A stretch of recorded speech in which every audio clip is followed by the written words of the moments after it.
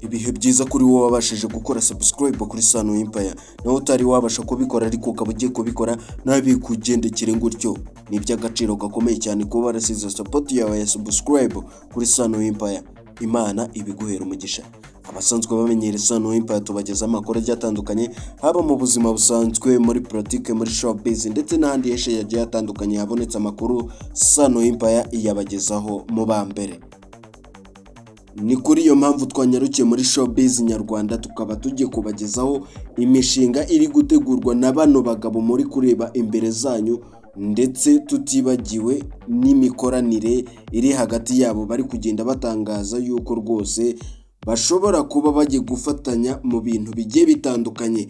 Aba bagabo nk'uko bareba imbere yawe harimo uyu Bruce Melody, The Ben, ndetse tutibagiwe na Yago ndetse na Element na Chris. Aba bose bafitanye imishinga iremereye mbere yuko uyu mwaka wa 2024 urangira. Wakwibaza ngo rero imishinga bafitanye ni bwoko ki? Icyo nakubwira cyo rwose muri no minsi mikuru hagiye kuba hashya. Ndakeka yuko rwose ibi bintu niba uko babitangaje ariko bigiye kuba byakorwa, hagiye kuboneka ibitangaza muri ino minsi mikuru.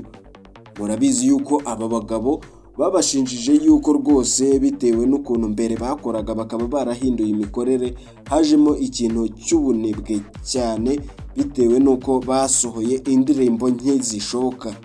Ibyo byose rero nabyo turagiye kuba twamenya byinshi kuri bano bagabo ndetse n'imishinga bafite imbere.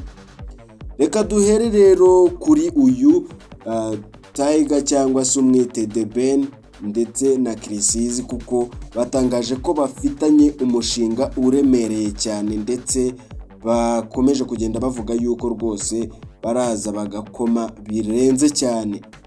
Wakwibaza ngo rero umushinga bafitanye ni umushinga bwoko ki?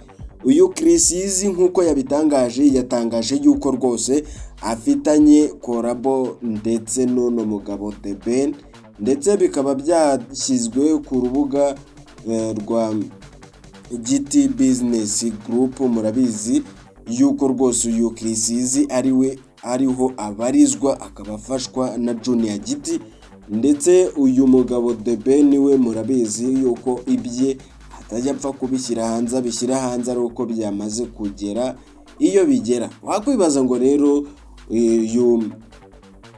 uyu mugabo wundi Element yabije mote, nuko uyu mugabo Element ari uri gukora ino ndirimbo igiye kuba yasohoka iri hagati ya The Ben ndetse n'uyu mugabo Chris. Chris we aracyari umusore, ariko The Ben we murabizi yuko yamaze kwimarira. Uyu nguyu rero Bruce Melody, wakwibaza ngo bimeze bite ibye muri 155 AM, kuko murabizi yuko aba bagabo babiri, uyu Bruce Melody ndetse na Element, babarizwa muri 155 AM yobowe n'umugabo bita Coach Gaël. Ibyo ngibyo byo ndabizi yuko mubizi cyane. Uyu mugabo rero nawe arimo arategura yuko rwose nawe muri no minsi mikuru agiye kuba yashyira indi ndirimbo hanze, nyuma y'indirimbo bita Rihanna yashyize hanze kabiri no gukundwa cyane bitewe n'uko views ziri kuzamuka bihambaye cyane.